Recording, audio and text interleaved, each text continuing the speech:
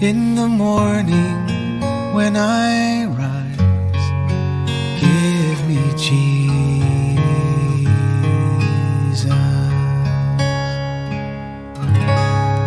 Good morning. Well, this whole situation with Jesus is showing us the evil one is really evil. The things of God, they're simple and they're true. And the things of the enemy are convoluted and just full of deception and pure evil.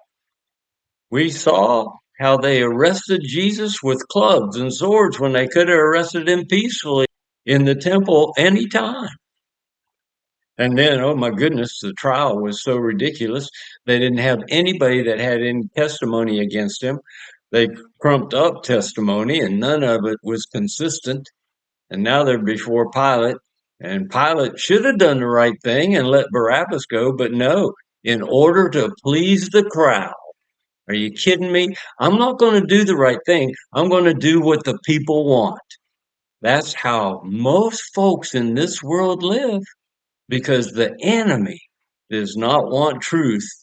The enemy wants to deceive the people so that they would be fickle and easily change the way they think, change their affections, change their convictions even.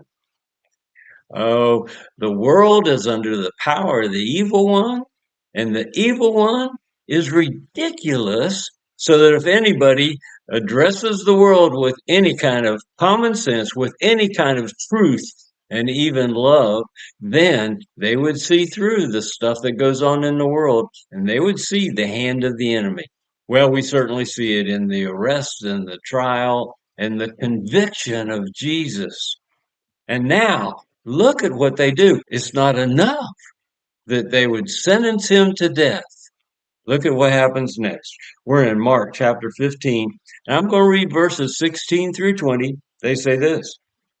The soldiers took Jesus away into the palace, that is the praetorium, and they called together the whole Roman cohort.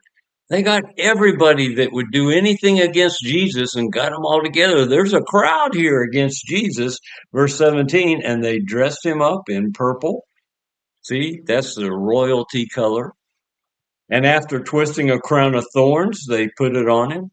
Thorns, so that they would pierce his head. So he's standing there in a purple robe with this crown piercing his head, blood running down his face, and they began to acclaim him, Hail the King of the Jews, mocking Jesus. They kept beating his head with a reed and spitting on him. Are you kidding me? And kneeling and bowing before him. Oh, King of the Jews. This is insanity, and this is what the enemy drives people to. Verse 20, and after they had mocked him, they took the purple robe off him, put his own garments back on him, and they led him out to be crucified. Well, expect it, because the whole world is under the power of the evil one. And so the evil one wants nothing but to take down any kind of faith in God and his love. Well, we saw it from Jesus on the Sermon on the Mount. I'm going to take you to Matthew 5. Look at verses 10 through 12. Blessed are those who have been persecuted for the sake of righteousness. Well, that's what's going on with Jesus. For theirs is the kingdom of heaven. He's the King of kings of the kingdom of heaven. Blessed are you when people insult you, like they just did Jesus, and persecute you, and falsely say all kinds of evil against you because of me. Well, they were falsely saying all kinds of evil things against Jesus. Rejoice and be glad, for your reward in heaven is great. For in the same way they persecuted the prophets who were before you, and they persecuted Jesus in exactly the same way. The enemy is not creative. When you see the kinds of things going on that happened to Jesus, you know the enemy's behind it.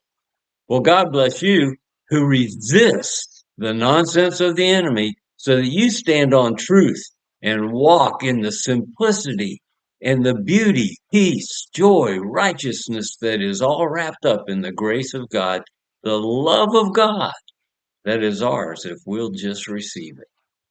I look forward to being with you tomorrow. We're going to see him, take him to the cross. Come be with us. I'll see you then. Give me Jesus. Give me Jesus. You can have all this world, but give me Jesus.